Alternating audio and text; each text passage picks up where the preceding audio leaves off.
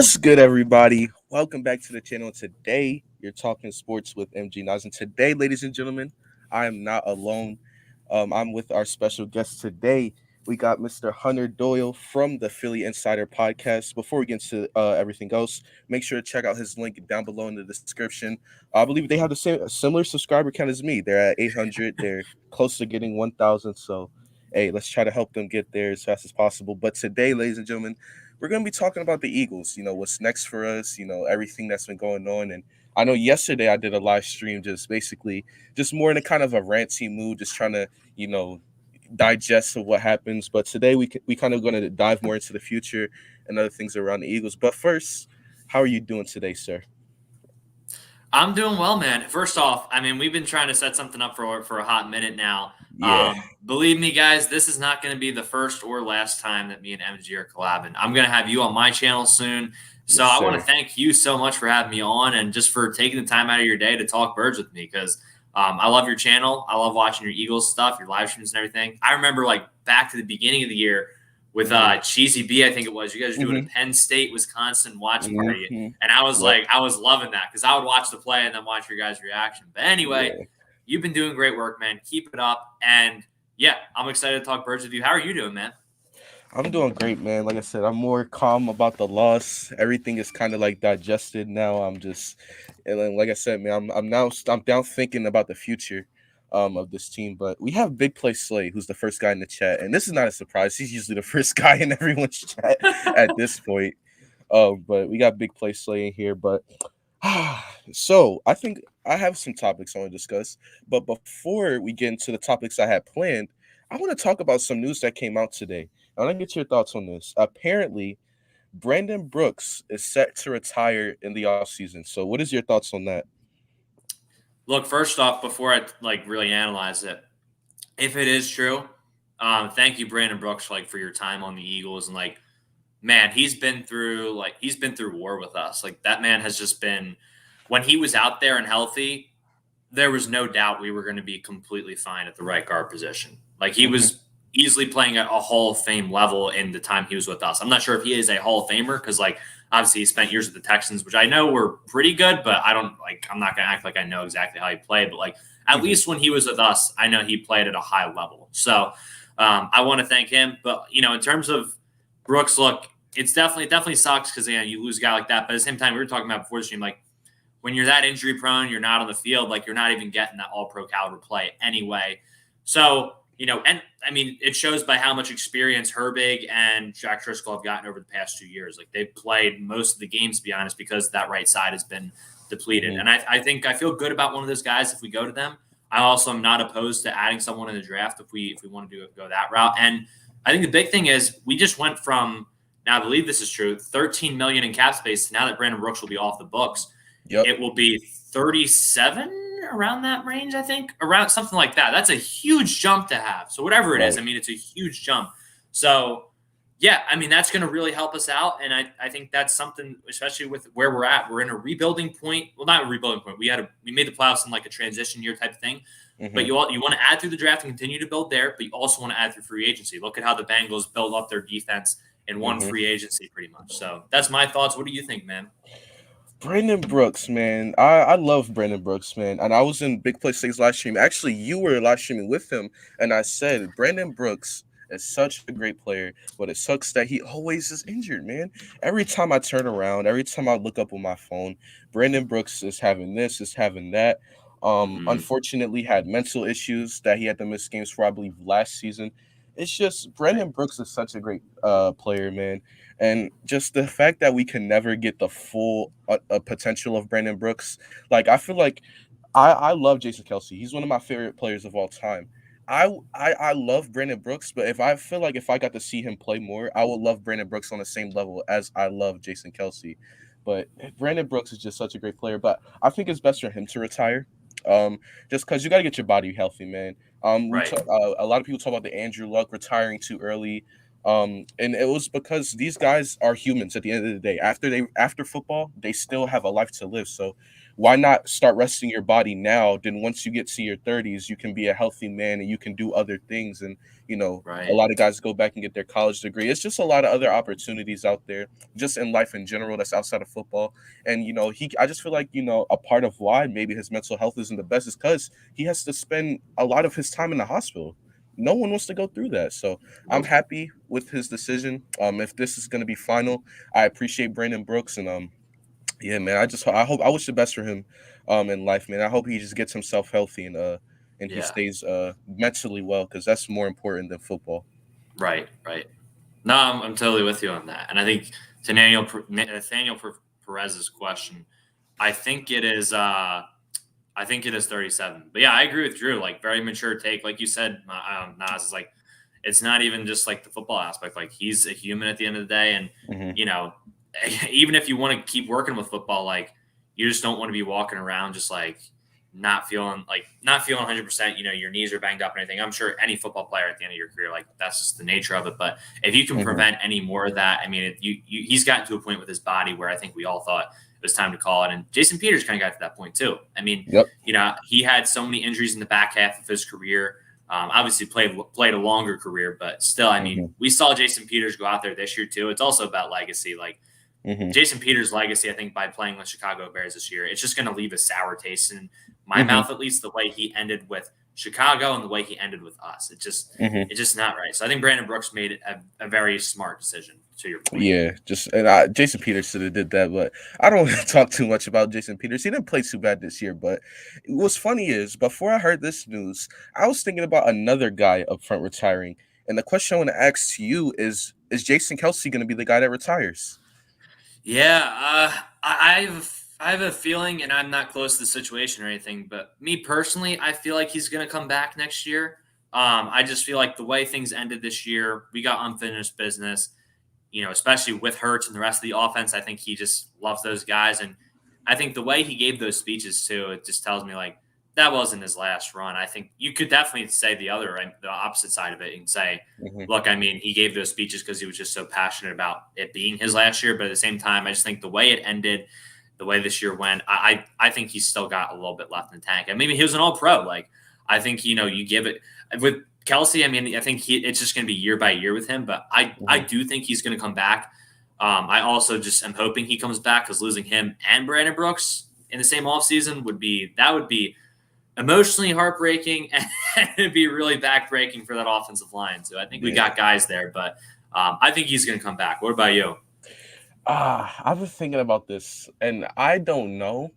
I'm gonna go with the fact that he is gonna return because for the most part he's had a healthy, except for Brandon Brooks, we've had a healthy offensive line. He hasn't had to carry the load as much as he did in the 2020 season, so his body's a little bit better.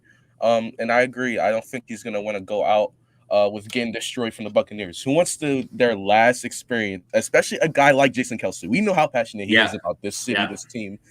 He's not gonna want to go out like that. So I'm gonna say that he stays. I think now I won't be surprised if he says I'm gonna stay, but this is my last year. Yeah. Kind of make that clear. But I just can't see Kelsey with his passion, and he was healthy this year for the most part, and his body seems all right. So I just don't see him leaving yet. And if it was his last game, I felt like also too he would have kind of said something because I felt like he would want Yeah. us as the fans to celebrate it more. And I think when it is his last season or it is coming down to his last games, I do think he will kind of announce it before. I don't think it's gonna be a surprise retirement. And I know No. he's kind of thought of it the last few years, but I think the way that he treats not only this team but this fan base, I think he will let us know when it is that time. Definitely. And Nathaniel Yeah. says Brandon Brooks, offensive line coach in the future. I don't think so. I love our offensive line coach right now. Yeah. We don't need one. We don't need one. We have one of the best in the league. Um, He can but coach somewhere else though. yeah, you go to Houston, they need any kind of coach Yeah, right yeah, now. right. But and the thing also says Kelsey plays one more year then quit. I can definitely see something like that happening. Hmm. Yeah, But now I want to talk a little bit more about the future. what is next for Miles Sanders in the midnight green jerseys? What is next for Miles Sanders, man? What do you think? Yeah. This was something we talked about on our live on Sunday after the game, and I mean, I could really see this going a number of ways. The way I would approach it, and this, keep in mind, like this is me coming as a Miles Sanders fan, but also as someone who wants to be fair about the situation and not let my bias creep in. I'm going to try my best. Like, look, I love Miles. I think when he can break off a big play, it can change a game on a dime. That is very valuable. But at the same time, I think it's concerning when you see him dance around a little bit in the backfield, and then you see Boston Scott come in and follow a blocker and then find the lane for a 35-yard touchdown where, you could easily say on the TV copy there's nothing there, but then again, Boston comes in, it looks like the same thing, and then he makes a touchdown out of it. So it's just little things like that, like the vision and patience, I think are still lacking a little bit. I think he's got to get better at that. And obviously with him, the injury history, running backs as a whole right now, the injuries around the league for these guys, it's a concern. Like you don't want to invest in that position. Look at Todd Gurley. I mean, dominant 2 years, pretty much a bona fide MVP candidate. And then now, like fast forward 2 years later, he can't even find a job somewhere. Like he didn't even play, which is just sad. And obviously that's an extreme situation. He got arthritis. Like that's not every running back. Like look at Saquon. People are like skeptical about him right now being the same guy going forward. And Devontae Booker looked a little better at times this year. So it's just my concern with Miles is he's a big play guy, and I want to see him get better at the little things. Like he can break off some nice runs, but again, like the injuries, the things he's got to get a little bit better at, and also the fact that we have 3 really good running backs behind him. And you could even argue, like, I think Huntley's got some potential. Like, obviously, he's not Miles Sanders, but like, I think he could be a weapon. Like, I like the guy, and you can always draft a 3rd or 4th or 5th round running back who can contribute. I'm not saying they all pan out, but you can always teach these guys. And I just feel like at this point, running back has become a lot less valuable in the NFL. So, one, I could see them exploring trade options this offseason for Miles because he has value. 2, I could see them just letting his rookie contract play out because, I mean, you give him the 1 more year, maybe he balls out next year. And he's on a rookie deal. Like, he's low cost. 3, I could see them trading him at the deadline, like mid-season next year, depending on how things go too. So, like, I could see, any which way, and then letting him walk. Like, I could see any of them happening. And I'm honestly like, I'm cool with whatever happens. Like, if we trade him and we get good value for him, I'm cool with that because I think he's going to have value in the trade market. If we do keep him and extend him, like as long as I don't want to pay him too much to be honest, but if we can keep him for like a decent price, I'm cool with it. Like he's a good running back. So that's kind of where I'm at with Miles. Like I'm kind of just accepted whatever's going to happen, and I don't think there's like too many bad outcomes that can come from whatever whatever route you go there. So I'm kind of hopeful for it. Obviously, we'll see depending on if he gets traded, all that stuff. But yeah, what are your thoughts on it, man? Miles Sanders. Now, I'm also a big Miles Sanders fan. Yeah, really, man. One of the biggest debates I've had was David Montgomery from the Chicago Bears a few years ago in 2019.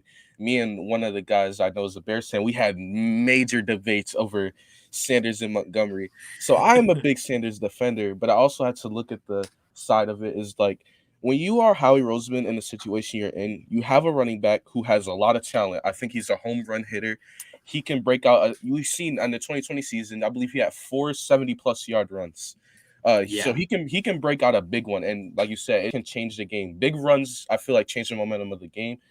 I feel like I think we're gonna let his contract play out. I think we're gonna keep him, have him in next season. But I think next season is make or break for Miles Sanders. I really do, because when you look at it, he has 700 yards this year, 800 yards in his rookie year, and I believe in 2020. So he's been around that 800 yard mark. But you can also say he's been hurt. In the 2020, he didn't get enough carries because of Doug Peterson. So it's a lot of even first half of this year too. Like, exactly. So you can say, well, he would have had back-to-back 1,000-yard seasons if this thing played out. But right. I think if you're Howie Roseman and you're Nick Sirianni, if this is the guy that you believe you want to make your franchise back for the next few years, you gotta first off give him carries consistently, and just if he stays healthy and he breaks out, I think we're gonna extend him for the future. But my biggest concern on him is that sometimes he doesn't do the simple things. Sometimes he doesn't run behind a blocker. Sometimes he wants to make that home run play. And I feel like Yeah. when you're a running back who has that explosiveness and have that ability, it's kind of engraved in your head. Make the play, make the play, make the play. But like you said, you see like a Jordan Howard and Boston Scott who run behind the blockers, big 35-yard touchdown runs. You seen in the Tampa Bay game, Boston Scott right up the middle, right up the hole, boom, gone. And it's like, well, Yeah. Miles Sanders is getting tackled behind the backfield the first 2 quarters of the game. But Yeah. but also too, when Miles Sanders does run behind the tackles, I believe it was against the Washington football team, the Tuesday night game, where Jason Kelsey was blocking 30 Oof. yards down the field. Yeah. Sanders ran right behind the blocker, gone. So I feel like Yeah. if he can improve on the little things, just stay disciplined, run behind the blockers, find the hole, hit it, his explosiveness will show, I think, more if he runs behind the blockers and pop to the outside and hope that he can juke out two linebackers in the corner that's running full speed at him. Yeah. So Absolutely. that's what I think. Oh, we got Howie Rosman in the chat. He says, "I'll This decide when man. the time comes." This man follows me everywhere, bro. He's in my live streams. He's whenever I'm on other live streams, man. It's wild. Hey man, Some Howie people think Rosman. it's big play Slay. It might be Big Play. I actually thought Big Play Slay was like before I like seen him post on YouTube. I thought he was just a burner account, just running around these communities. And Me then he started, too. Yeah. and then he started uploading on YouTube. I'm like, oh, he's actually a person. But Oh my Howie gosh. Roseman, all I have to say is don't mess up the draft. But yeah, that's what I think is gonna happen with Miles Sanders. But next question is Jalen Hurts the guy next year? Yeah, this is a loaded question. Oh my gosh. First off, I want to say hi to my guy Drew, who's popping in What's here. up, My Drew? guy. Love you, Drew. Yeah, Hurts, man. I mean, here's the thing: is like I come away from that second Washington game where McLeod gets the pick, and even though the offense wasn't like on fire that game, I was like, Jalen Hurts was probably the most poised I've seen him this year. Like very, very calm, cool, and collected. Then I get to this game. Obviously, it was not all his fault. Like I think the whole offense was to blame, but I also come away from this game like, all right, now I'm like a little bit like uneasy on Hurts. I feel like every game this season, I come away from Hurts' performance feeling different. So I think that tells me like you see the flashes and you see the stuff you can build around there, but you also wonder like how much can you build around and what's the ceiling. So for Jalen Hurts, he's definitely earned a year 3 in my opinion because look, I mean, I don't think you're going to get an Aaron Rodgers or any of those guys. Now, I mean, let's say hypothetically Aaron Rodgers wants to come to Philadelphia. Heck yeah, I'm not bringing Jalen Hurts back. Like I'm bringing Aaron Rodgers in because Aaron Rodgers is unbelievable. But Mm-hmm. again, I think that's an absolute pipe dream. I love Aaron Rodgers, but we'll see what happens with that. But you look at the free agency market, you look at the draft. I don't feel confident betting on one of those guys being better than Jalen Hurts next year so far. Is Jalen Hurts the franchise guy? I'm not willing to say that either. But I think you give him the year 3. You see how he does. And again, I don't think we got some lucky opponents. I don't think we're going to have as much of a cakewalk next year. Injuries do happen, but we'll see. We ran into a lot of teams with quarterback problems, like Garrett Gilbert, Jake Fromm, Mike Glennon, Trevor Siemian. Like we did have some nice breaks down the stretch. I will give him that. But I think next year is going to be a little bit more difficult. But I think he's earned the right. I mean, look, he had his inconsistencies, but he also like had his moments where he showed up. He willed us back from 2-5. He deserves credit for that. And I think there are some things you can like with Hurts. Like I think he's gotten better in the pocket. I think the coaches put him in a really bad position in the game. He didn't help out with the throws like the one where he had Devontae Smith and then threw an interception. Oh, That Jesus. was a bad one. The one where he tried to put it over Shaq Barrett's head and couldn't get it over it. I know he was drifting back. Like there's things like that he can definitely fix. But at the same time, I think there's things he brings to the table. He keeps an extra guy out of the box in the run game.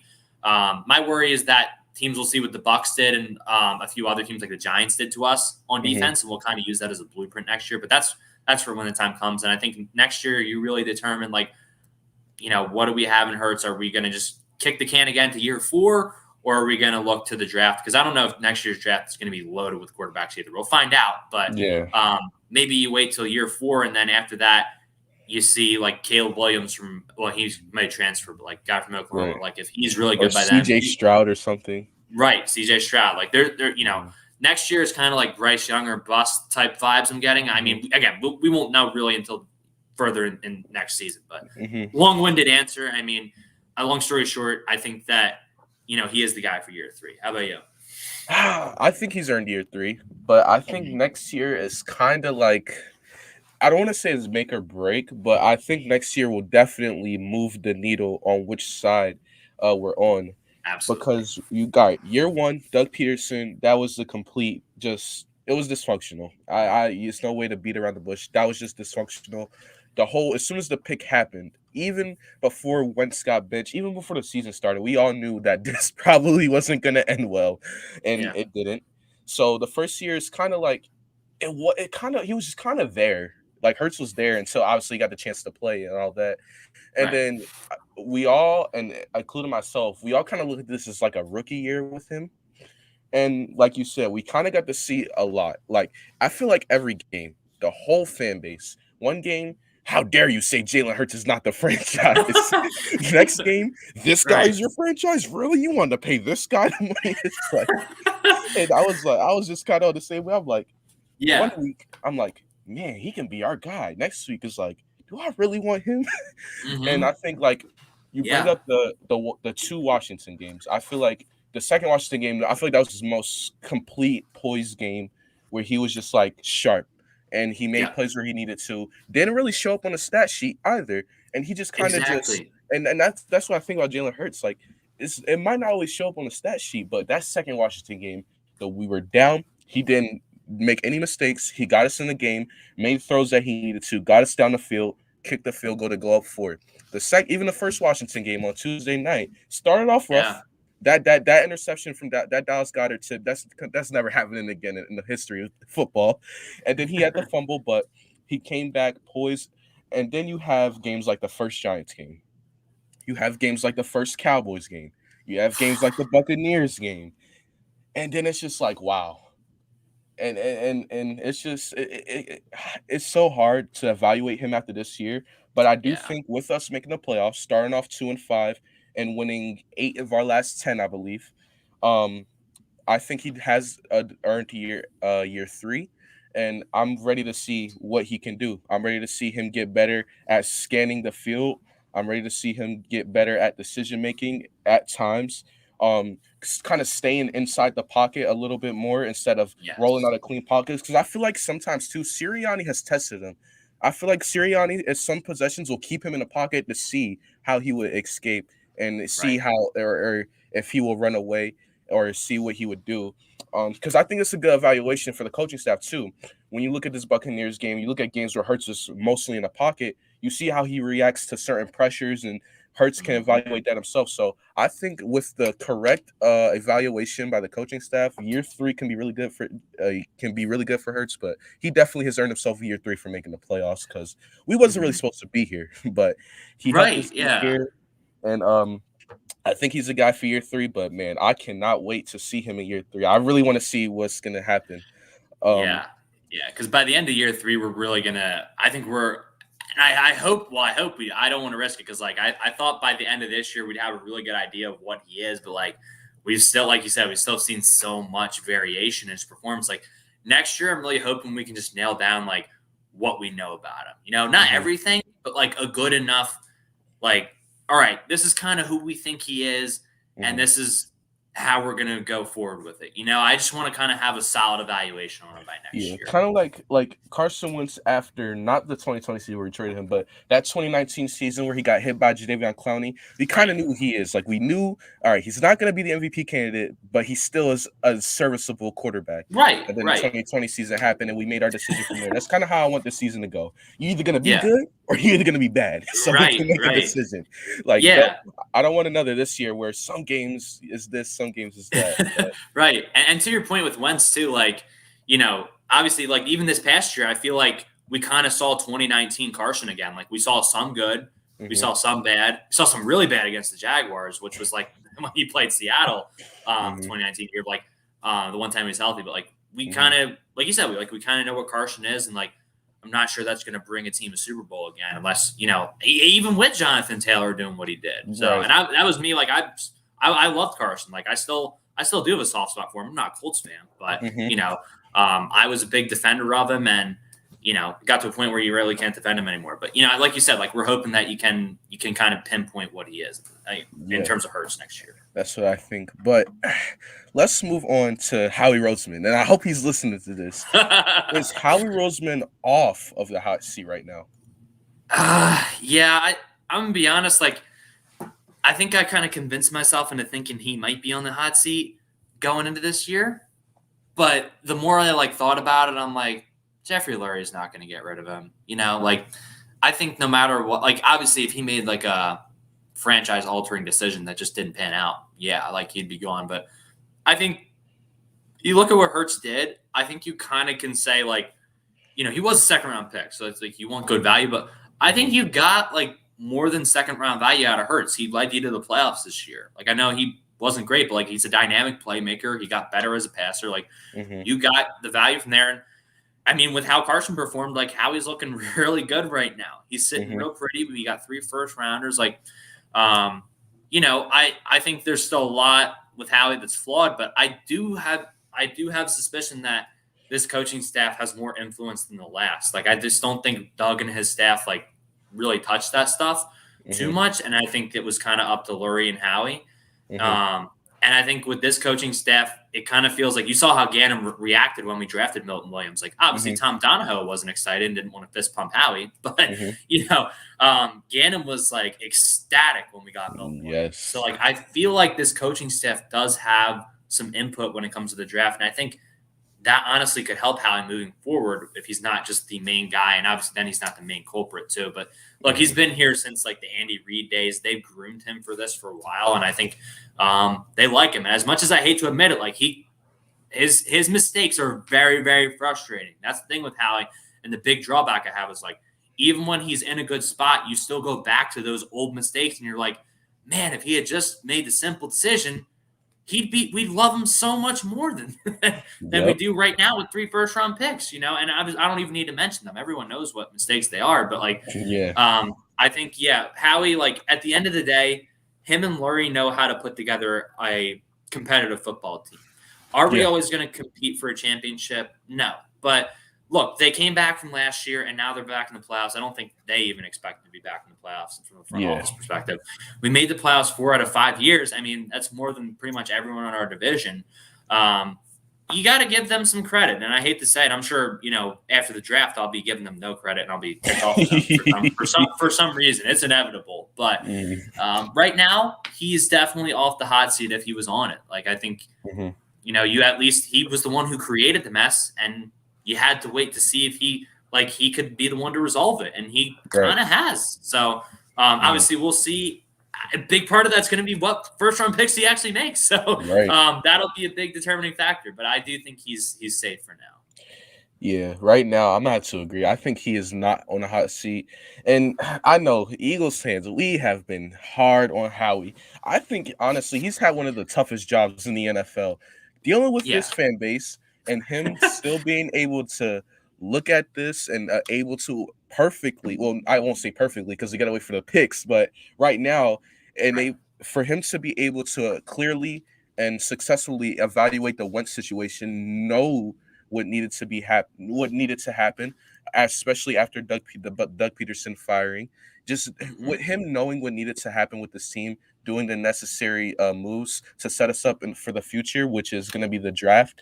It was great. And I was saying this for the last few weeks, Howie Roseman got 3 first round picks, traded back a little bit with Miami, did all of this, got rid of Wentz, made Hurts the starter. So you think, oh, this is just a rebuild.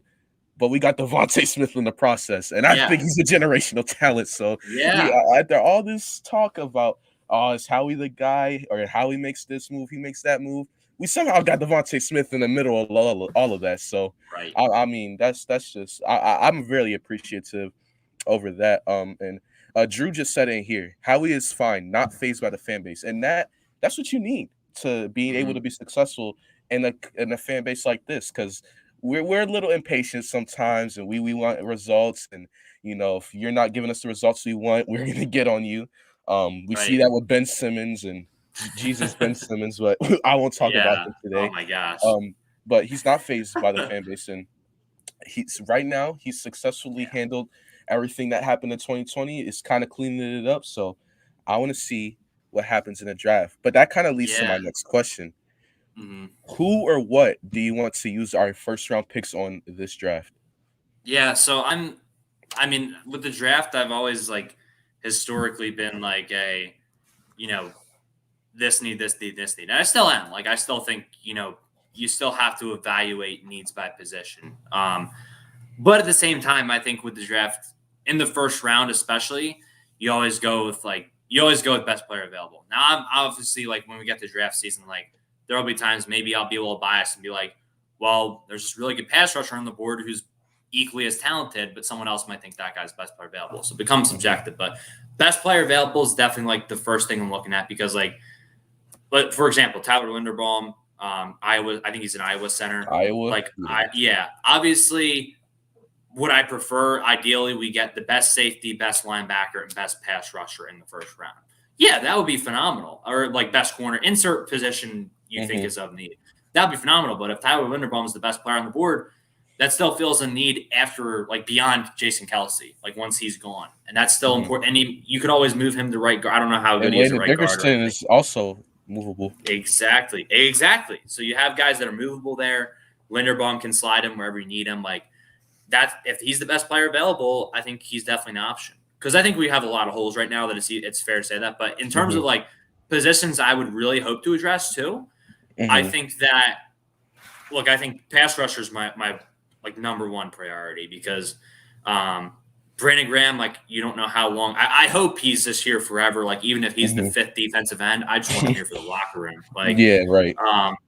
Barnett, I'm not expecting him to be back because while he has a good pass rush win rate, shout out PFF. I mean, I think you watch him, he doesn't really get home very much, and obviously we see the penalties. Like the penalties, the amount of penalties he has outweighs the amount of times he wins in the pass rush, in my opinion. So Sweat, I think Sweat's like a good piece, but I don't think he's like that. I think he's really good, but I don't think he's like that game changer. Like this guy is going to get a sack when it matters. Like Nick Bosa, Joey Bosa, like that. Watt. Yeah. Right. Yeah. Watt. Either of them, honestly. That name is interchangeable right there. But we need, like, I'm not sure if we're going to get one of those guys, but like, I think like David Ajabo from Michigan's good. Like, point being, pass rusher, I think would be very, very big. Linebacker. I think linebacker's a little less of a need than it was coming into the year, but still, like, look, I like TJ Edwards. I think he's really good, and I think he could be. I'm glad he got extended. I think next year's going to be good for him, and I like Davion Taylor too. But you can always bring in competition for them to make them a little bit better. And I mean, who's to say you get one of those first round linebackers? Like, I don't know if Howie's going to actually draft one, but you get one of those guys to come in. Who's to say they're not like a generational talent who could be better than Edwards or Taylor? As much as I like those guys, like they're good, but we don't know how good they'll be. Versus, like, if you get one of those guys, maybe you already know they're going to be as good in their first year, if not better. And then outside of that, I think secondary is definitely a big need because Slay, I would like to think he'll play at this level that he did this year is like for 3 or 4 more years, ideally. But again, I think someone said it earlier in the chat. He's 31. He's not getting younger.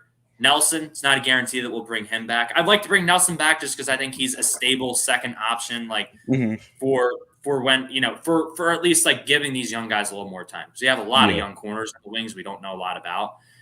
But I wouldn't mind again, I think those guys, like I think you have your slot in Maddox, that's my opinion, but I think you could bring in a corner in the first round. And safety, I'd be open to that. I think Kyle Hamilton's really the only guy who I'd be looking at safety in the first round. There's not really many other names. I think Penn State has that one guy, Brisker, right? Jaquan Brisker. I've heard good things about him, but I think you can get a good safety in the second round. So, I think if I had to pick 3 positions, corner, linebacker, and pass rusher, I think are like 3 big ones, but also best player available too. And wide receiver, I think, is even something you could triple down and get like a Traylon Burks or something. So we're Jahan Dotson. I'm very biased on Jahan Dotson. Sure.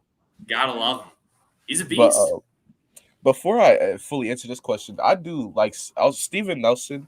About him, I like that you bring him up because I feel like Steven Nelson's a guy who kind of fits what Jonathan Gannon wants to do. Not give up the big play. Keep everything in front of you. That's exactly what Steven Nelson is. But as far as the draft, I think we got the 15th, 16th, and 19th pick. I have guys who I want, who we probably not going to get because they're going to go high. but the top names that come up in my head: N'Kobe Dean, Kyle Mm, Hamilton, Ahmad Gardner. I mean, I love those love guys. those guys. I think if you get Hamilton or a Gardner in a secondary with Slay and Nelson, I mean, dude. And then Rodney McLeod. If we keep Rodney McLeod, he can be a veteran leader and help these guys Yep. develop. If we don't, and we get a Kyle Hamilton, then perfect replacement by McLeod. But these guys are these guys are just in this draft. The guys I just named are, I think they're generational talents. I think N'Kobe Dean. You talk about guys who can be better than T.J. Edwards and Davion Taylor. Oh, I think N'Kobe Dean is one of those guys who, if absolutely. we have the availability to draft or trade up for N'Kobe Dean, I'd take that as long as you're not giving up too much, obviously. And Right. um, Ahmad Gardner, I just think that him and Darius Slay and Steven Nelson in the secondary with Avonte Maddox, the breakout of Maddox can really just work well. And then I mean Tyler Linderbaum is a really good offensive line piece. If we are looking to replace Brooks or Kelsey right Hmm. here, right now, and Linderbaum is at one of our picks, or if we trade up and he's the best guy there, then I'm taking Yeah. him there. Evan Neal is also pretty good in this draft. Very good. I kind of don't want to go receiver again in the early rounds. We've done that Yeah. so much. Rager, Devontae Smith, as much as I love him, even though he looks like he's gonna work out, I just don't. I don't want to pick another receiver, not yet. Yeah. And I can't, man. I can't see us pick another receiver because I feel like we're gonna make the wrong choice again, man. Um, Yeah. You can take and one later in the draft. yeah, take one, take like a Quez Watkins type of pick, like the sixth round, Yeah. or How fourth he's good round, at something. those. He's good on day 3. But yeah, the top three guys, though: Kyle Hamilton, N'Kobe Dean, Ahmad Gardner, are the guys I want. And Yeah. also too, it's funny how LA Faithful was in the chat says, Ridley. trade for the Falcons wide receiver, because that does kind of lead from to my next question. Hmm. Do you want Calvin Ridley? Yeah, I do like Calvin Ridley a lot. I think he's a phenomenal football player. I think he's a lot better than the numbers even show. To be honest, like I think that I've been a fan of him since he got drafted. Like I think he's a really good route runner. I think he Mhm. gives you the deep threat you need, and I think if you pair him up with Devontae, like both those guys can do pretty much anything you ask him to do. And then you have Quez as like a third speed threat or something like that. Mhm. He would definitely. I mean, he'd be phenomenal. But I do wonder like how much is going to be on the field, and also like you want to if you're. It depends how much we're really giving up for him. Like second highest pick, maybe I'd be willing to do that. Yeah, I'm just not sure like how willing I am to do it. I think with Ridley, it's just kind of one of those things like if the rumors heat up and it happens, like I'll kind of evaluate from there. But I don't really have any like trades made up in my mind at all. I think he's a phenomenal talent, and I think if we got him, like you pair him up with, obviously he's going to know Smith, he's going to Mhm. know Hurts, like all the Alabama connections there. Like we're really bringing in guys, like everyone's going to know each other. So I think it'd be really Yep, good for chemistry. for But sure. um, I could understand the hesitancy towards it though at the same time. So and yeah, I did see someone said he's on the older side. I believe he's still like in his 20s, like in between like 25 and 28, around that 26, Yeah, maybe 28. Drew just yeah. said he's 27. So I think he's still like fairly young. I think we'd still get a lot of production out of him. But what are your thoughts? Mhm. I'm kind of at a crossroads on him. Calvin Ridley, I wouldn't mind him. I want to trade a second round pick. I want to trade a second and like maybe a young player that they can probably Sure. develop. Like I Yeah. don't know if I'm too comfortable giving up a first round pick because if we're gonna trade a first round pick, I rather would trade up in the draft. I feel like with Right. Calvin Ridley, he is a good receiver. He could run great routes. He has decent speed down the field. He gets great separation, which a lot of Eagles receivers over the last 5 to 10 years couldn't do that. Create separation. And the Oh thing my is, to gosh. trade Whiteside for Ridley, if it was that easy, if it was that easy, I mean, if unless Bill O'Brien's the GM and I just didn't know it, Yeah, but yeah. yeah, I don't know if I want to give up the top draft capital we have, and Sure. 27, like, or if we can do something like how we traded when we got Darius Slay, because I think if we trade for Calvin Ridley, we're gonna kind of get the same the same production we got out of Darius Slay. Like good Pro Bowl level, but the first year was kind of learning the system and kind of getting the feel. But Yeah, I yeah. think if we trade for Calvin Ridley, it'll be more of like we'll get like production we got out of Slay, and I believe we traded a third and a fifth for Darius Slay. So we Yeah, can it do didn't something like cost a too much. second and a fourth, or a second and another young player, or a second in like a Zach Sure. McPherson or something.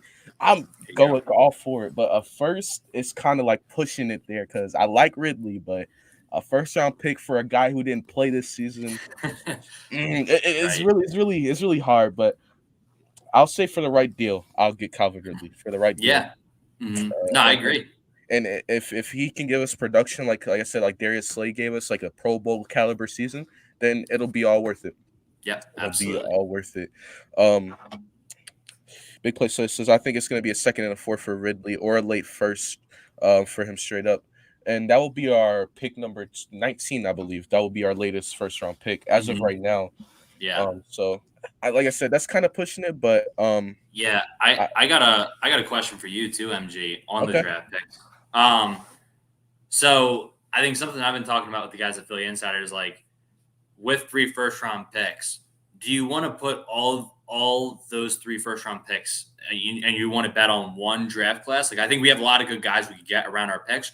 Or Mhm. would you be like you said? Would you be willing to trade up and make like guarantee you get like a superstar player, trade back and get more capital, maybe get some next year, or trade for like a bona fide player like Ridley or something like we talked about him, but like another player or something like that? What's kind of your thoughts on putting all 3 first round picks into this pool? With Howie Roseman as our GM, with his mentality of always wanting to make a deal. I believe like if it's a GM in the league that is the definition of let's make a deal, it's definitely Howie Roseman. He got to be one of the faces on that. Sure. I would like to trade like if they say give up the 19th overall pick and like a fourth, and we can trade up and we're gonna get Kyle Hamilton, I would do that. Yeah, me Or too. if his word goes around that a guy like Ahmad Gardner or N'Kobe Dean's gonna fall to the 20s, and someone gives us that 20, like a 25th overall pick and a second round pick, hmm and we trade back, I'll be doing down to do that. But I feel like I don't want to stay at these spots. I don't know. It's something about these Yeah. mid round draft picks that are either Yeah. hit or miss. Like the early round draft picks, usually the top five, usually they're all good. They all usually make a Pro Bowl or affect the guys in some kind of way, and that's hmm obviously that's a trade up scenario with like Kyle Hamilton or someone of that nature. Even I could say top 10, those guys usually perform well. For sure. But we're in the mid round, and it's kind of like, what do we want to do here? Do we want to just let it rip and just draft three guys, um, or if we do we want to go up or go down? But I think what I would want to do is I would want to stay. I would want to trade up if it's for a guy like Kyle Hamilton. hmm That's definitely something I'd be interested in. Trade one of hmm our first round picks and like a third or second in the future of next year. Go up and get Kyle Hamilton. Go do that, or go up and get a superstar. I definitely trade up for that. And like I said, if Right. this word around that one of the guys who could potentially be a superstar, if word goes around that he's gonna drop, I feel like a good example of that is Jeremiah Wuzu-Koramoah of last year. He had really high expectations, expected to go in the late to mid first, and didn't go to the second round. If it's something like Yeah. that, then I'd be willing to trade back in the Mhm. draft. But what's your thoughts on that? Yeah. I mean, I was just going to say to your point too, like, look, the difference for, if you look at the Eagles draft history alone, and I know like like scouting changes and all that stuff, like coaching changes over time, like not all the same guys making the picks, but just to further your point, like you look at when we've been inside the 13, like the top 13 versus outside Hmm. of the top 13, like 2012, we get Brandon Graham 13th overall. Obviously, that panned out very well. It took some time, but it panned out very well. Hmm. Next year, we're at 23rd. We draft Danny Watkins, the firefighter, who ends up being an absolute train wreck on the football field. Next year, we go back to number 12 and we draft Fletcher Cox. Obviously, was a franchise player. Year after Hmm. that, fourth overall, we get Lane Johnson. Then 26, we go and get Marcus Smith, another guy who was an absolute train wreck. Hmm. 20th overall, Nelson Aguilar. Two, Carson Wentz, which did help us get a Super Bowl in the first 2 years. Mm-hmm. Derek Barnett, 14. Like, obviously, that's like literally the middle point right there between all those, like, the numbers of all those picks. Like, 14. Like, you have some pluses with Barnett, but you also have some drawbacks. Right. That's basically middle of the pack. Right. And then Dillard, like 22. Like, I think he could be a starter, but obviously, I mean, he got beat out by a former seventh rounder. And then you go Rager, and then Devontae Smith this year was the 10th overall pick. So you go through like the past 11 years there. Obviously, when we were further back, the trend is that we do not draft very well most of the time. And Howie tends to have a little more free reign because, obviously in the first top 10 or whatever, you kind of know what guys are going to go there. Obviously, there's some surprises and some guys fall and some guys rise, but you have a pretty good idea of which, like the last year, I think like the first 5-6 picks, we were like, okay, that was pretty much as expected, how we expected him to go, right? Then when you get like to that 15 to like 30th range, you have like Washington took Jamin Davis last year, who was like a really hot topic, but he really rose in the draft process, and people thought he would be like a day 2 pick, and Washington picked him in the first round, like 19th overall, whatever it was. So you get like a little more free reign, I think, there to kind of mess up those picks, and I don't want that for Howie. So, like you said, I'm willing to trade up to ensure a superstar, unlike when he had the opportunity to get CeeDee Lamb a few years back, and we wanted to keep our first and second rounder. And then, or we have 15 and 16. That's like right around that range where we can really start getting like, all right, what's he going to do here? Like obviously like the names we've all talked about during this pod are the ones I want, but then you could totally see Howie taking someone who's not even in that list of names. So, yeah, that's where I'm at on it. That's interesting. I didn't even think about it like that. Like when we're in the top 15, we pick good, and when we're in the 20s or late teens, we pick bad. Like and then the Derek Barnett is like straight down the middle. He's the median, yeah. So it's like, but yeah, if we trade up, that'd be epic. But Big Play Slay says, I personally think we have tackling linebackers, but they're more backup depth players. I think the biggest thing we're missing is a linebacker and pass coverage. We are completely lacking at that coverage linebacker spot. Yeah. I think too, I said I want a linebacker who we can just put in the middle of the field. Don't even need to scheme for him. Just put in the middle of the field, tell him go out there. You see the ball, you run to it. That's the type of linebacker I want. I love those linebackers like Roquan Smith, Darius Leonard, some of the best guys in the league. They just sit, they go in their spot, and they just don't let anything go by them. I want a linebacker like that who can tackle, who can pass cover, kind of get the complete package. And I believe that's what Nakobe Dean.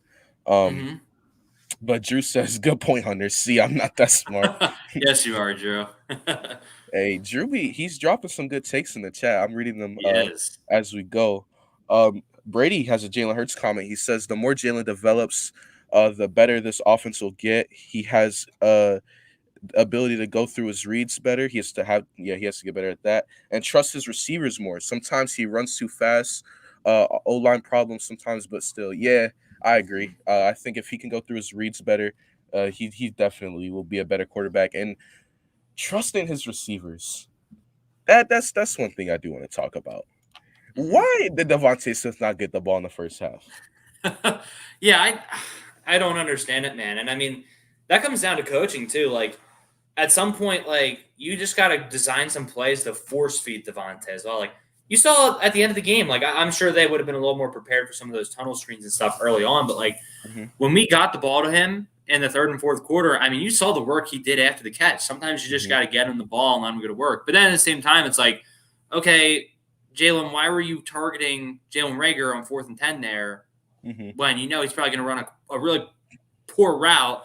I didn't see the coverage. I didn't see if they were bracketing Devontae or something. But no, they were definitely like, he's got to get them. And that's the thing we criticize him for at times is like looking at Devontae too much. But I'd rather have him looking at Devontae every time because he knows he's going to get open than there's not really many other options on this offense. I mean, we got Goddard involved.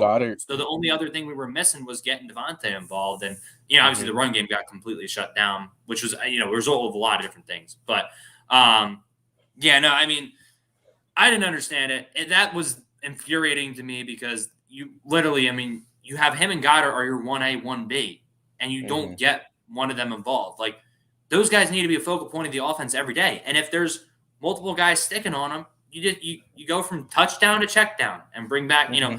You just don't make anything like more overcomplicated than it needs to be. So, Yeah. and that I think he's been phenomenal this year. And I think, like you said, I think he's a generational talent. And look, for the people who's saying he's the third best receiver in the draft, okay, he was the third picked receiver in the draft, and he was on a run-first offense, and he still Mm-hmm. put up 900 yards. Like, Mm-hmm. pretty strong year, in my opinion. So, Mm-hmm. yeah, I'm excited to see him next year, but I think Sirianni needs to spend some time this offseason designing looks for him. And I think, yeah, him and Hurts still got to develop some of that chemistry a little bit because, yes, they were at Alabama together, but they were. I mean, I don't know if they ever played like a full season because, I think it was a little bit different. They might have played one season. I believe it was the year that they played Georgia in the they didn't play a full season together because remember Jalen Hurts came back in that Georgia the first Alabama Georgia title. So Hurts and Devontae had a good connection in that game, but they never got full chemistry together. And even if they did play that full season together, I can't really remember. They haven't played with each other since that was in 2018 or 2015. So that was in like 3 or 4 years ago. They haven't played with each other, so they have to get back that connection. Obviously, they know each other, but I think with Devontae Smith, I feel like this was not the only game where he was used, where he was underused. I should say. You look at certain games where he has 4 targets, and then like the Kansas City Chiefs game. I went to that game. He has 10 targets, 6 catches, 122 yards. We lost that game because we kept getting pushed out of bounds and running back in. But that game's like that. You have games like the Broncos game. First half, 2 touchdowns, 69 yards in the first half, and then we didn't need him in the second half. And then you have games like I'm trying to think. You have games like the Jets game where Gardner was playing and he didn't get a lot of targets. So I feel like the use of Devontae Smith has been very inconsistent for years. Or for games, I'm sorry. I feel like he's your number one guy. In the biggest game of the season versus the Tampa Bay Buccaneers, you don't use arguably your best offensive player. He's arguably is Jason Kelce, Lane Johnson, and then it's probably Devontae Smith as far as on this offense right now. Right. And I love getting Goddard involved because I think when Goddard is playing a good game, it adds an extra element to the offense. Exactly. I think it opens up the middle of the field and it takes away double teams from Devontae. But you still got to get your number one guy involved. I mean, look what the Buccaneers did with Mike Evans. He had 9 catches for 117 yards against us and a touchdown. Yeah. Even when they were up 24-0, I believe, they still threw it to him for another touchdown, and he flipped in the end zone, which hurt. But you got to use your number one receivers like they are. Like I think Devontae Smith has the chance to be explosive like Jamar Chase. I think he can have the route running of like a Keenan Allen. I think he can have the ability to put up numbers like a Justin Jefferson. Like Justin Jefferson had 1,400 yards. I think Devontae Smith can do that. He put up 900 yards in a number one rushing offense in the league. So I think Devontae Smith has that potential, but we have to get him involved consistently. And if we don't do that, then it's not a waste of a pick because he's going to put up 900 to 1,000 yards no matter what, which is insane that he can still almost have an 1,000-yard season. But I just think we used the 10th overall pick on him. Howie was very aggressive to get him. We have to show in the game plan that we're very aggressive to use him. Because here's the thing, and I'm going to sound like a Howie defender a little bit here. If Howie traded up to make that pick, but we don't use that pick, then it's all going to fall back on Howie making the wrong pick because then everybody, Howie, well, Devontae Smith didn't work out because he didn't get the ball, but you should have traded up for Jalen Waddle. You should have traded up for Jamar Chase. You should have stayed at 6 and taken Waddle, right. Or like people say, like, instead of drafting Miles Sanders, you should have traded up for Josh Jacobs. It's like, you can't put it all on Howie Roseman because he made these moves, but we still have to use them. So I just want us to use Devontae Smith consistently, and I want to show him that he is the number one receiver because I feel like sometimes it doesn't feel that way. But and also, last thing I'll add on Devontae, it was really refreshing to see our number one receiver only have 2 drops the entire season, whereas years past it's been 5 drops. Like the 1 year J Matt was our leading receiver. Look, I love J Matt, but like he had some drop problems, like. We've had our issues when we had to play Bryce Treggs one game. Like Bryce Treggs. I mean, 2 years ago when it was like Ward, Robert Davis, our Deontay Whiteside, Deontay Burnett. Like, And I'm great to them. They got the job done, but it's nice to see a receiver who's just like consistent hands. And you don't even have to you don't have to be a film expert to say like Devontae Smith, what he's good at. Like, that's the thing. Whenever I go back and watch the games, I'm just like, I don't even need to look at Devontae because I know he's doing the right thing like 99% of the time. So, but yeah, you can take Aguilar back, MG. Nice, Brady. My mic is you, but yeah, that's a big play. Slate says Dan Orlovsky went over the third down play where Hurts missed Quez Watkins, to get the ball, and Goddard had a double on the out route, and he hits Rager, and it gets batted down. Oh, so you're talking about that? It was, I think it was what, 3rd and 9, where Hurts rolled out the pocket and he missed the guy. I believe Yes. wide open. That play was heartbreaking too. That that was missed points. You missed points. And Brady says we can take back Aguilar. If we trade Jalen Rager for Nelson Aguilar, I actually be happy about that. I'll take the drops with some production. Production. Hey, it led to a Super Bowl in some kind of way. He kind of helped us in the Super Bowl. Had a couple of third down catches in that game, so yes, I'll take big it. Time. I'll take it. But and also Jalen Rager's name to me is Jalen Regular. So he is the Nelson Aguilar, but he's just worse. But fun stat before I get into everything else is Henry Ruggs, who had an unfortunate situation this season, had more yards than Jalen Rager, who played the whole entire season. Wow. Unbelievable. I believe it was at one point as well where Devontae Smith only played like 4 games this year and already has more career yards than J.J. Arcega-Whiteside. Yeah. I mean, it's just like overthinking those picks too. Like you had the guys, and I'll be honest, like I thought Rager was actually going to be a pretty good NFL player. I thought he was a 2nd round pick. Never had him projected in my top 32 picks though, not once. And I'm not even a scout or anything. J.J. Arcega-Whiteside, he was an early day 3 pick, maybe you could argue a 3rd round pick. Never a 2nd round pick, Right. And again, like you could look at him and like I don't think anyone expected J.J. to be this bad. I think we thought he'd be a jump ball guy. I don't think we thought he'd be reduced and granted, he's a really good run blocker. Like he's huge as a wing tight end, and like he's a really good special teamer. But he absolutely sucks at playing wide receiver, and that's what you drafted him to be. Like it's just like so much overthinking that went into those decisions. I can't believe it.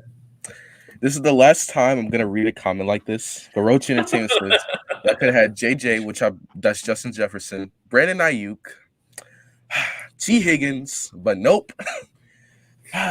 Just seeing those guys play great. Yeah, we don't need to mention the other names. We passed up on Devontae Adams in, I believe, 2014. We drafted Jordan Matthews. Jordan Matthews at one point was our number 1 receiver, but we could have had Devontae Adams. But also, to shout out to Jordan Matthews, game-winning touchdown versus Dallas. I remember staying up late for that game. Same. But next. Yeah, I do appreciate J-Matt. What is your final thoughts on this 2021 season? Yeah, look, we overperformed. No matter what the schedule was, we overperformed. I don't care who we were playing up against, what quarterbacks were out there. No one expected us to go 9-9, which I'm including the playoff loss. Like phenomenal year. I'm very pleased with where we're at. I mean, look, at 2-5, I think we all threw in the towel as fans. I mean, we're reactionary. Like obviously, we go and watch all the games. We get hyped. We got hyped to play the Lions. Like I get hyped before every game. But look, I mean, at 2-5, I was ready to sit with 2 or 3 top 10 picks possibly. I was like, perfect. We got our picks right now. We're gonna be fine. And good thing we didn't, because then the Dolphins started winning too. Right?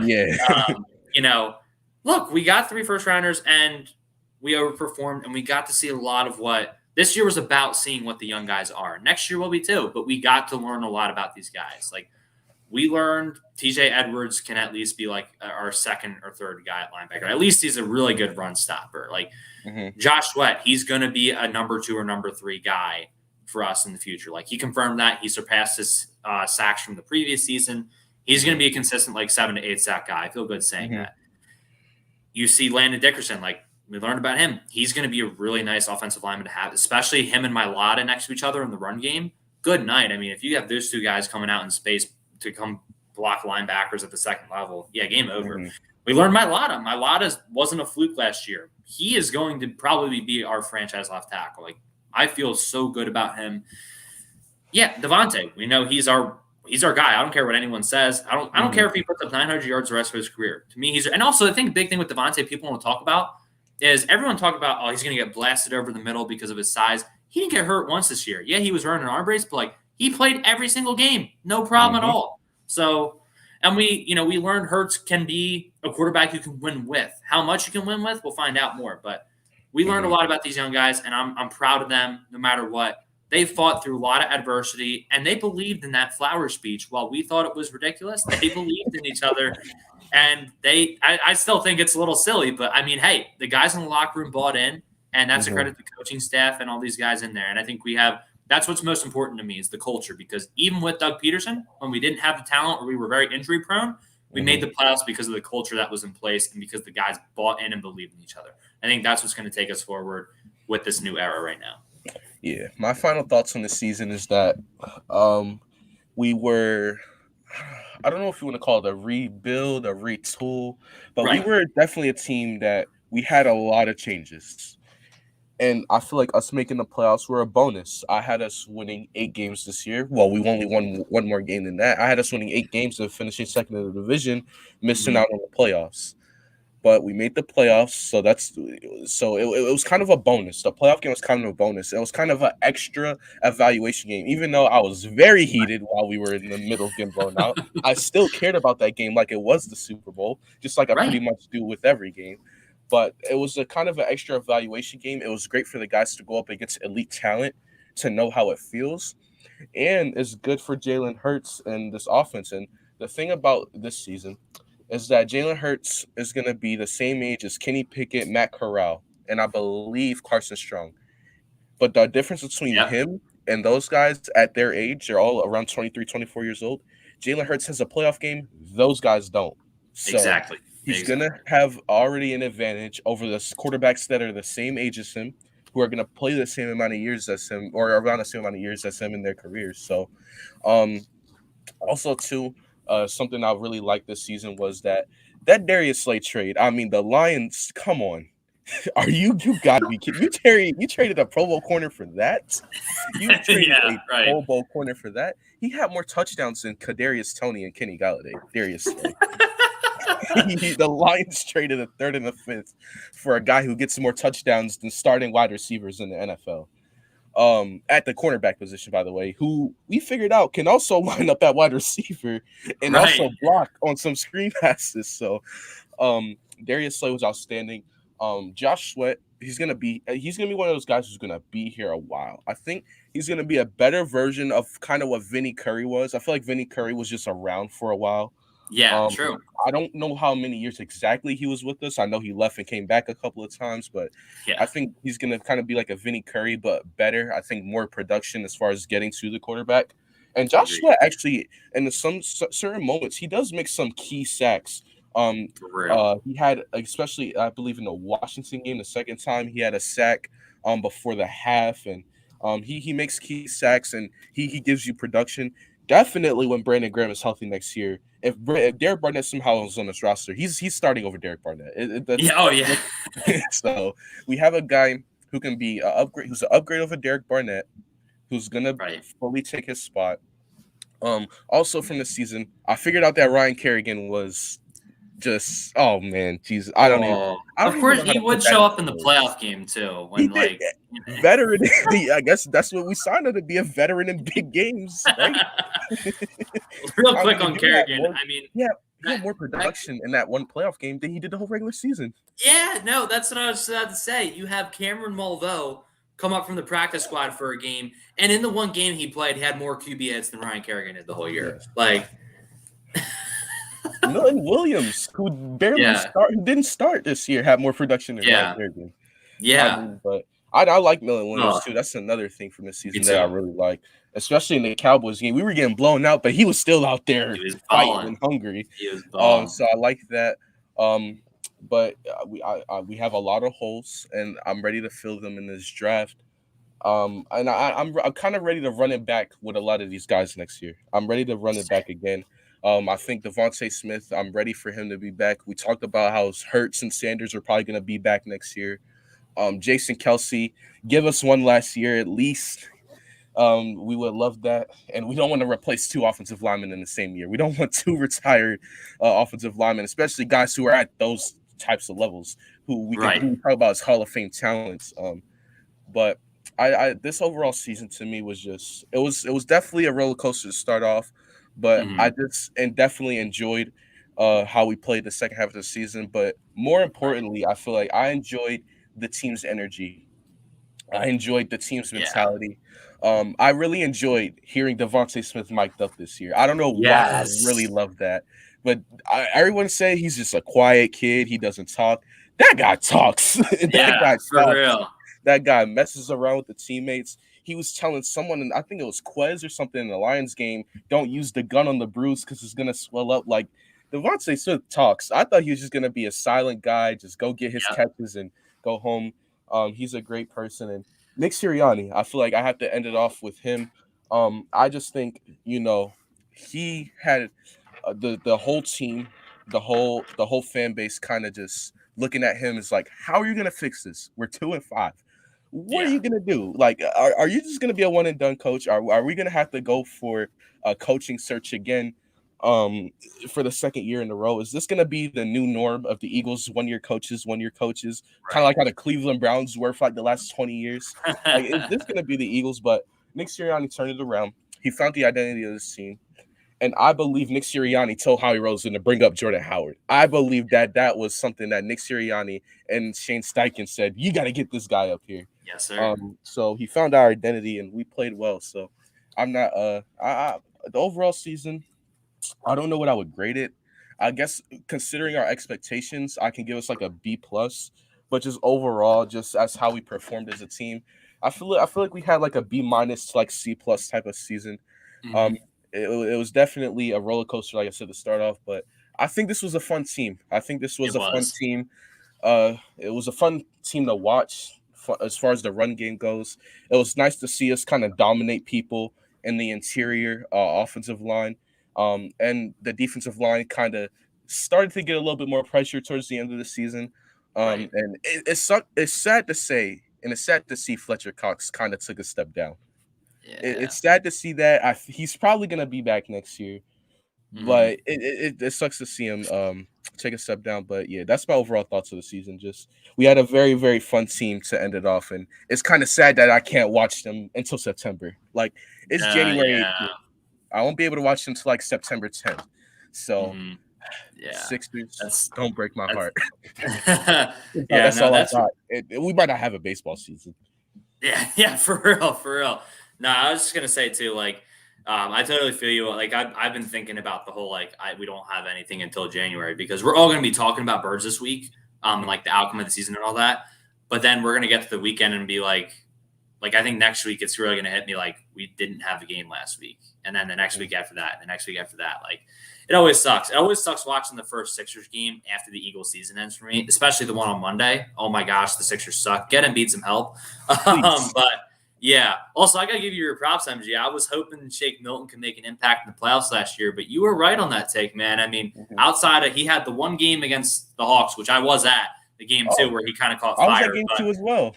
were you? Oh my Yeah, I was at gosh. game two. That's Yeah. crazy. The one where Shake Milton, the only game in the playoffs where he really caught fire, but like, Mhm, you know, yeah, I mean, point being, he needs some help. Like the guys we mhm, have right now are not good. But anyway, I was just gonna say, like, it does suck because this team really grew on me throughout the year. And I had a soft spot for them because, like you said, they have a lot of energy and like the run we made, we're so used to making these like 4 game stretch runs at the end of the year, and it's so mhm, much fun. It's so much fun because we always know what we have to do to win, and we always it feels like we always get it done. It feels like we always knock the Vikings out to get to where we need to go. So mhm.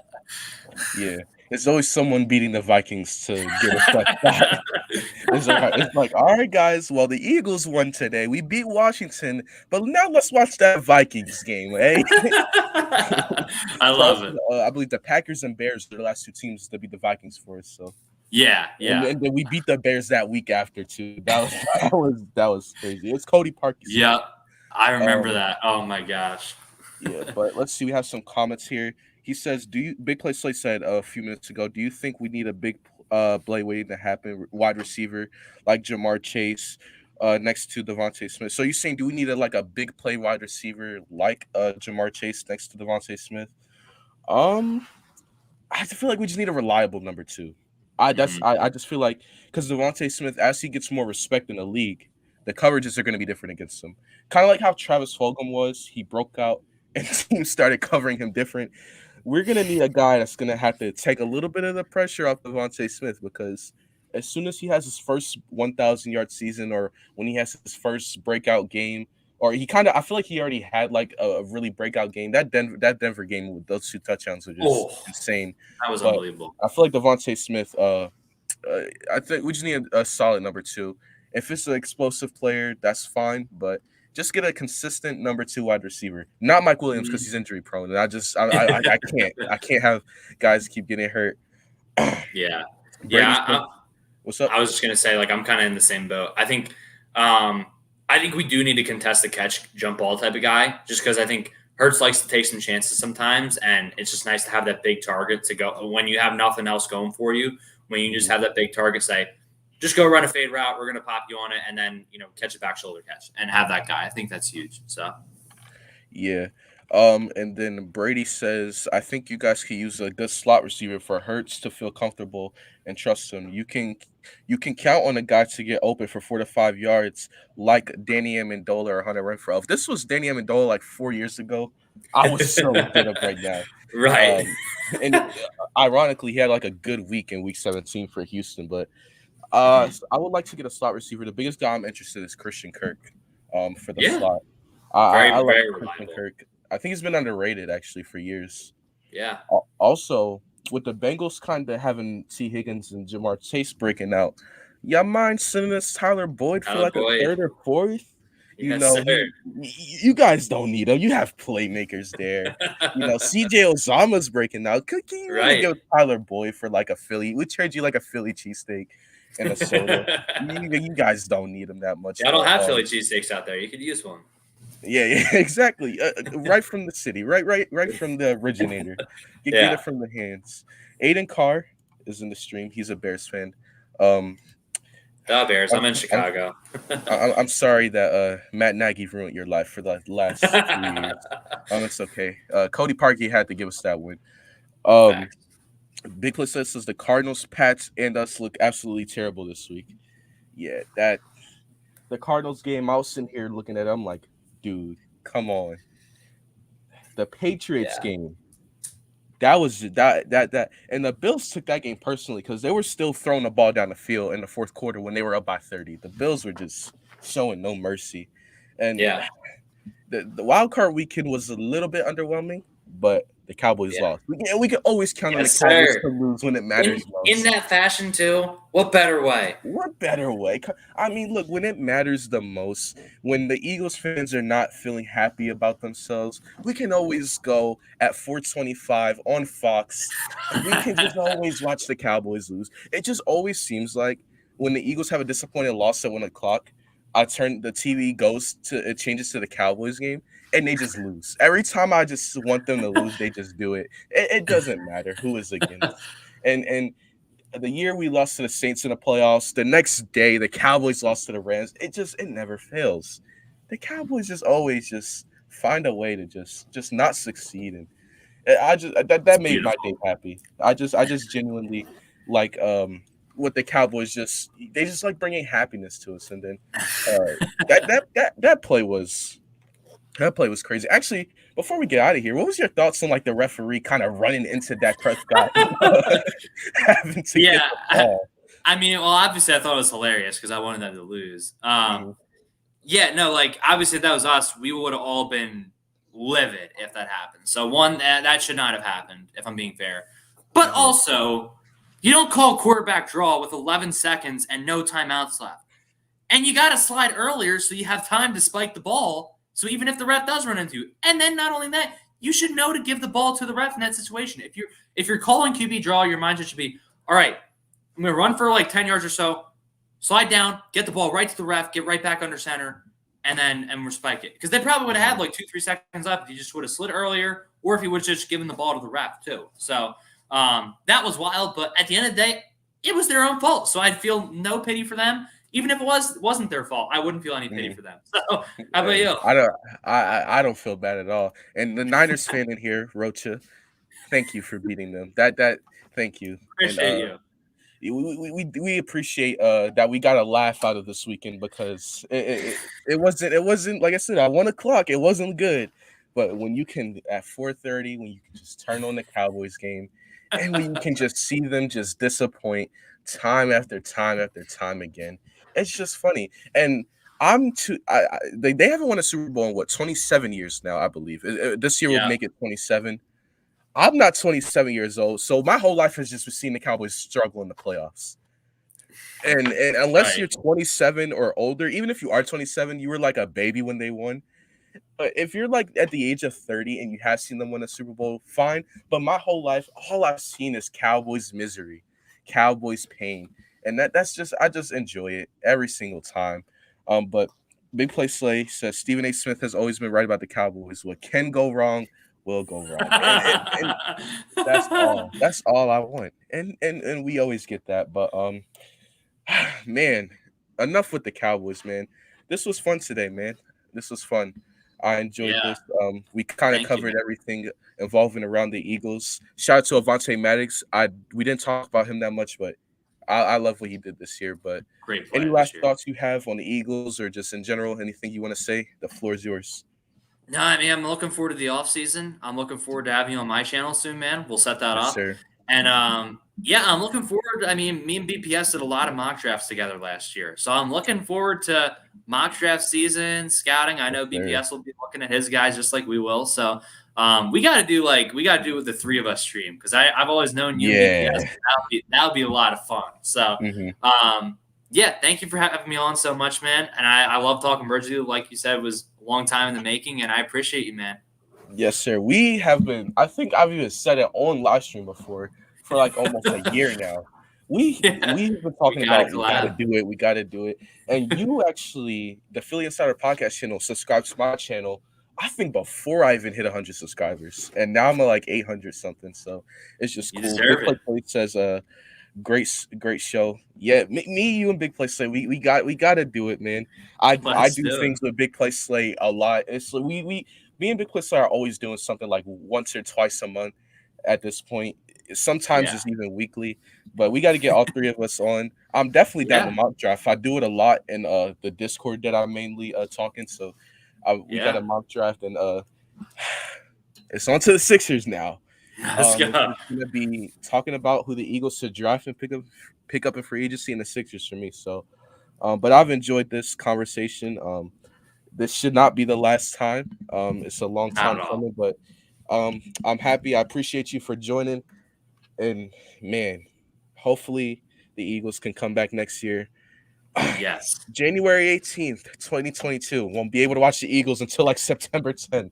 yes. So it sucks, but Philly Insider Podcast channel link is in the description. I believe that's the top link. So definitely Thank go check that out, man. Definitely go check that out. They do live streams and they don't only do Eagles stuff, they do Sixers stuff and other sports around Philly. So if you don't just want to hear us talk about them talk about the Eagles, you can hear them talk about everything else.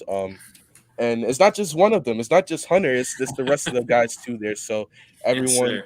just support them and um any last words you have to say? No, appreciate you, man. Run, booby, run. Fly, Eagles, fly. Yes, sir.